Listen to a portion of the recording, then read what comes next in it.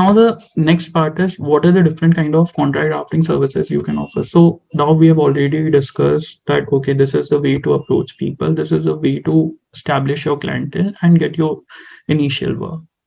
But what are the things that you can offer, and what are the things you really need to know before you get into this kind of work?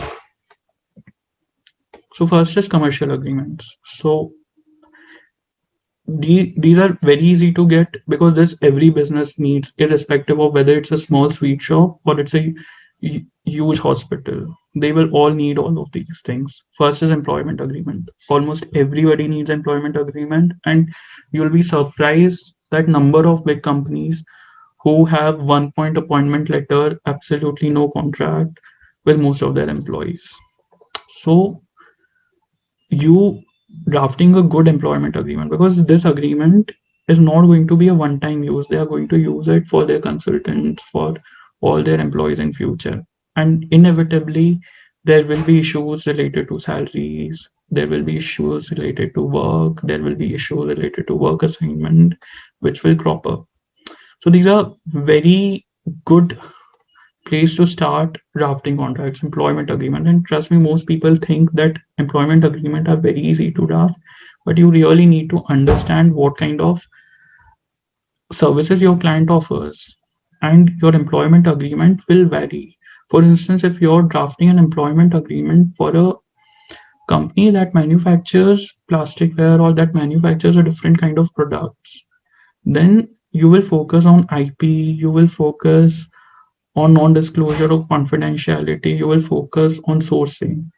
But on the other hand, if your client is a hospital, then when you're drafting employment agreement, you will focus on working hours, you will focus on regular visits, you will focus on termination clause. So how do you change your employment agreement based on the industry that you're offering? Can you hear me now? Is it better, Rakesh? Yeah.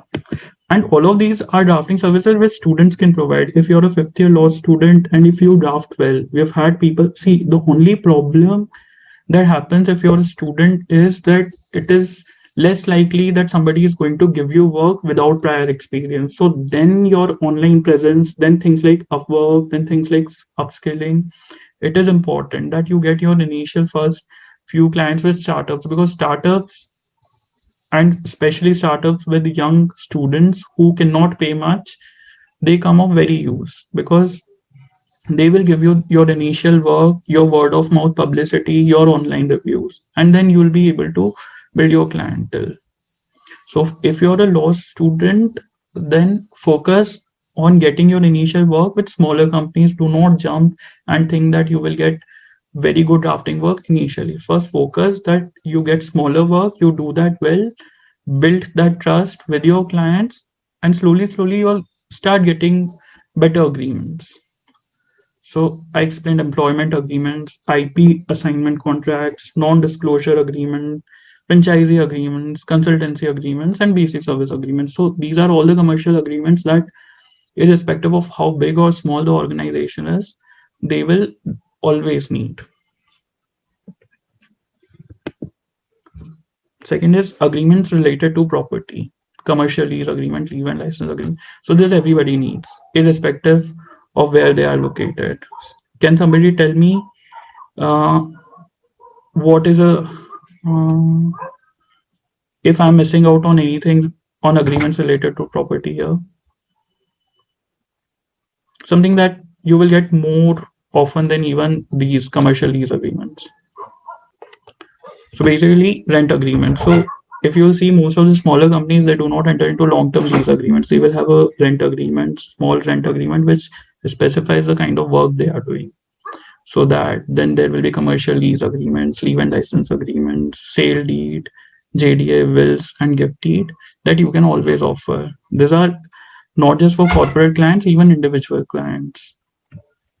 Then hardcore commercial agreements. So once you have moved on, once you have established a clientele, once you have established a certain amount of work, then slowly you'll start getting and understanding how big ticket contracts work, you can always charge for those. So there will be clients who are looking to raise capital, so they will need somebody to explain to them loan agreements, because most of the time you cannot negotiate it, but your client needs to understand the terms and conditions really well. So that is where you will come in. Then asset purchase agreement. So most of smaller companies, when they buy something, that is through asset purchase agreement rather than other modes of transport. So you should know this is a very simple agreement to draft, but yet it needs a lot of specification on the type of transaction that is happening.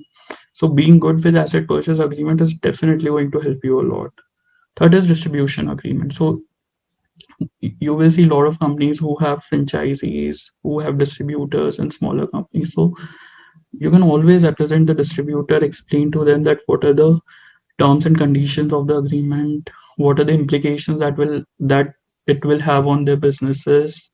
Then agreement for startups. So this we have been saying startups since last 40 minutes. So first and foremost, the first question that when you will be advising any startup is कि हम sir LLP खोले, partnership खोले या company.